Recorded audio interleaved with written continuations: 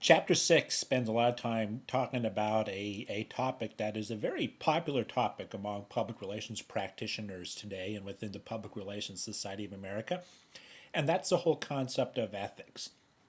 Now, what is ethics? Like the book says, ethics is basically the values that guide a person, an organization, or society, and deal with concepts such as right or wrong, fairness and unfairness, honesty and dishonesty.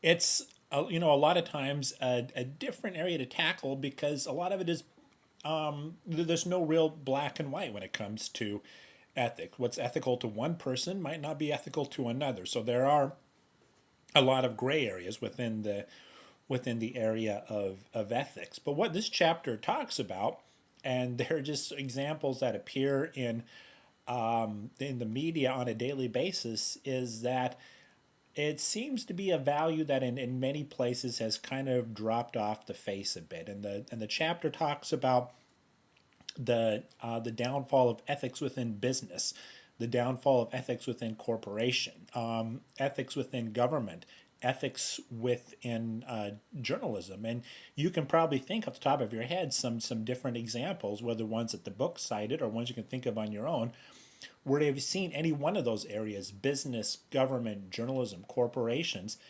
acting in a way that is less than ethical? Now, what does this mean for public relations? Well, it means that it's really up to public relations to really carry the ethical banner for an organization and be the one, like I said in the last chapter, be the corporate conscience of the organization and be the one that is really helping decide, is this the right thing to do? And of course you got to determine, what is the right thing. And like I said, it's a lot of gray areas. Very important for PRSA. Be sure to take a look at the member code of ethics that was adopted in 2000. Like I said, PRSA plays a lot of value on the idea of ethics. So they break down what ethics means to being in public relations in terms of advocacy, honesty, expertise, independence, loyalty, and fairness. So that's a good little checklist to read over, as well as the section that talks about ethics and PR on page 121 and some of the different models that are out there for how to practice ethics within public relations.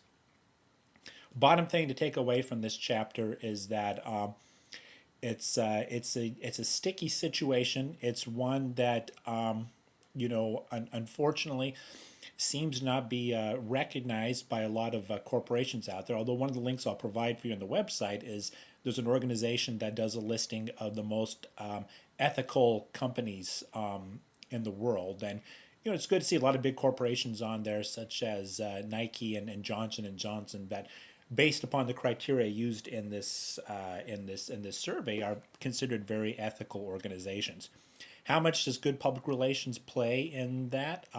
Probably a pretty big deal. So as you scroll through the list there, you might see some examples and say, yeah, I do recognize that organization as being an ethical one because of something you've read about or something you know about the company.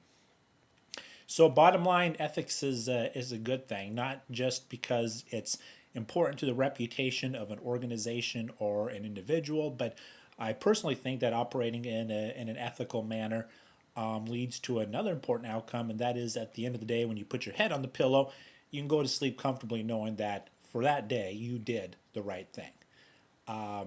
We'll see you in chapter 7. Thanks.